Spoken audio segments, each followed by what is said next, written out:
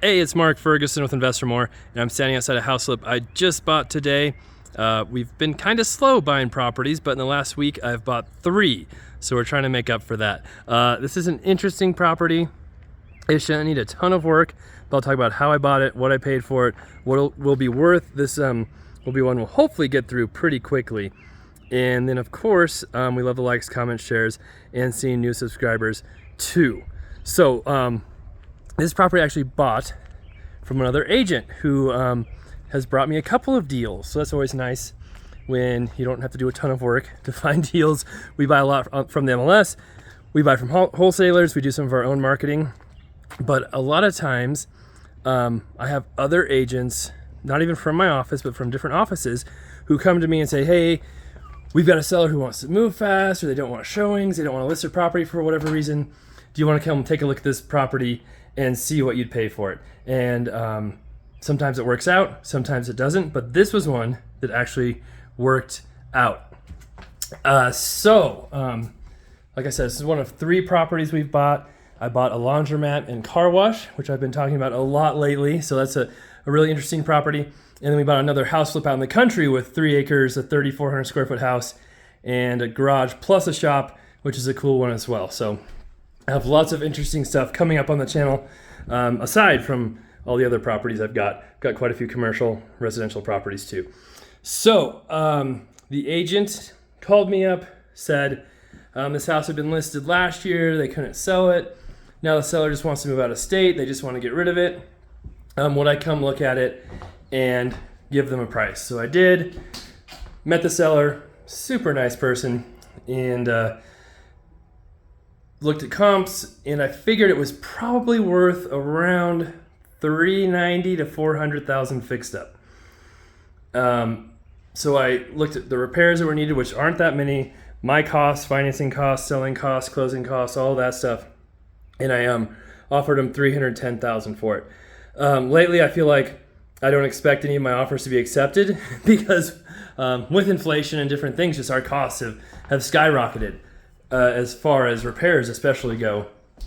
And they responded and said, hey, that's a lot less than we were hoping for. However, the seller just is going to accept it because they want to leave. So that worked out. We'll probably have $20,000 to $30,000 in repairs and $30,000 in other costs depending on how fast we can get through it. So it should be a decent flip after all is said and done. But you never know in this market what exactly things will sell for or how long it will take you to get it repaired. But we're obviously going to do flooring, paint, a little bit of bathroom work, maybe windows, and the roof is a big question too. I think the roof probably needs to be done, and that can be a real wild card on how expensive roofs are, depending if they need decking or just shingles or a number of different factors. But the bathroom isn't too bad up here. You can see it's got the old aluminum windows. The toilet's not bad. The vanity really isn't bad. The mirror needs to be replaced, but the bathroom isn't bad. That's a very expensive part of fixing up houses, so if the bathrooms are good, that's a huge bonus. One thing that is a downside to this house, it's a tri-level. It just has 2 bedrooms and 1 bath on this upstairs floor. So, most people would prefer at least a 3-bedroom, 2-bath on the main floor. But I still did, when I was valuing it, comp out similar properties that had sold in the neighborhood, and they were close to $400,000. We'll have to do doors too.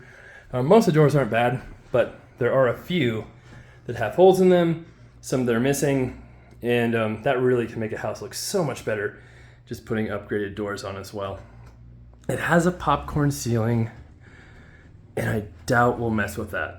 I don't think that's a necessity. I think we can get away with just paint and not going through all of that.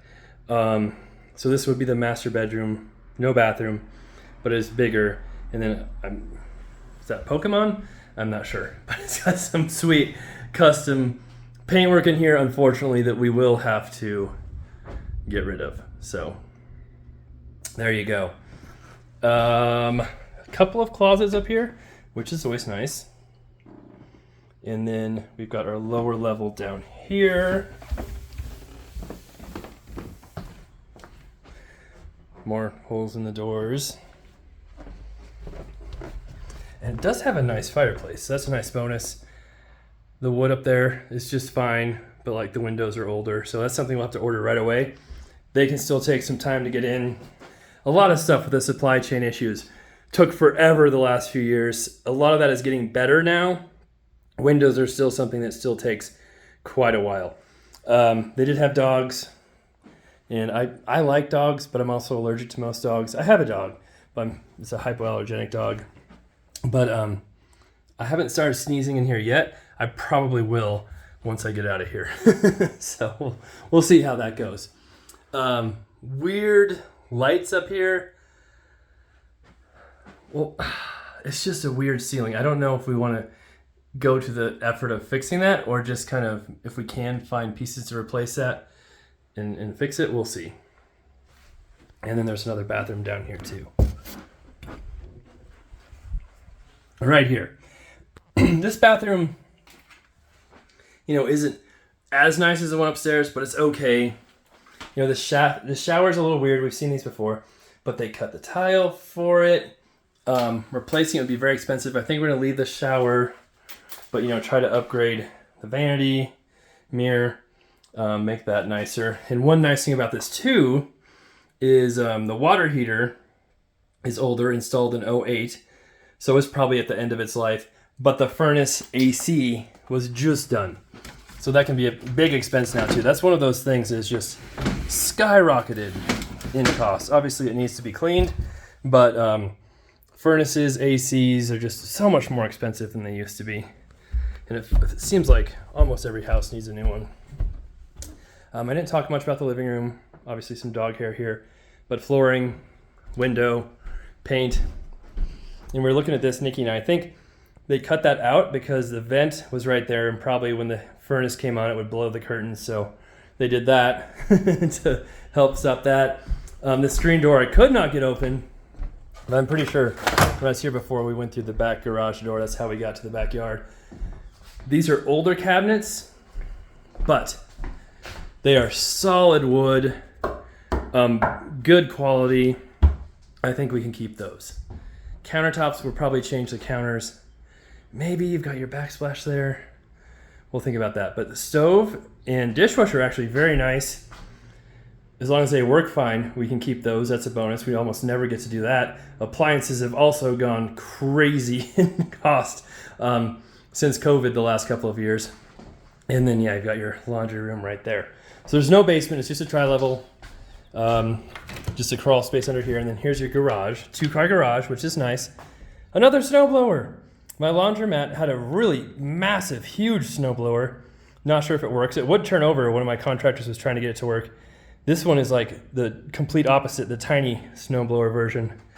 They're moving to Texas, so we were thinking it probably doesn't work if they didn't take it. But now that I think about it, if they're moving to Texas, maybe they just left it because they don't want it. Who knows? So yeah, this door should get us to the backyard. There we go.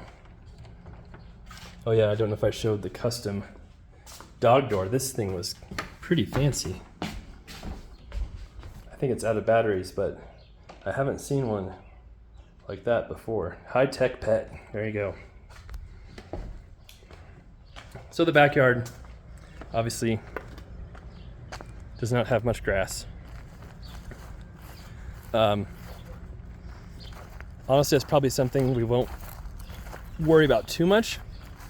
What we will worry about is just trying to get this fence shored up a little bit, fixed up some.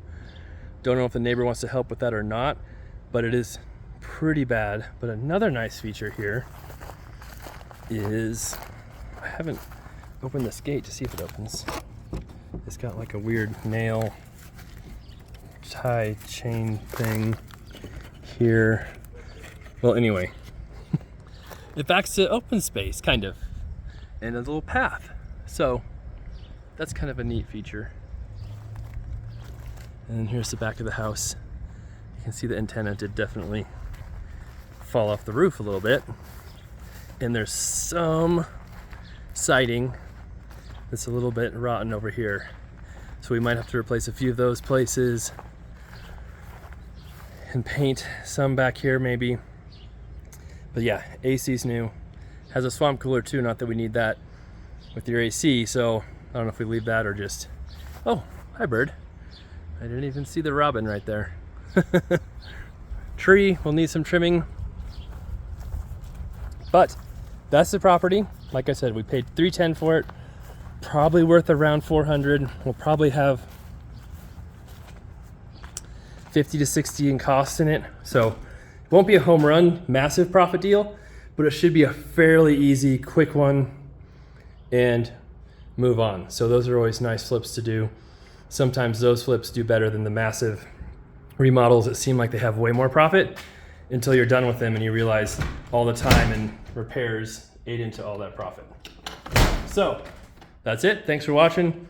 Love the comments, love the likes, love seeing new subscribers.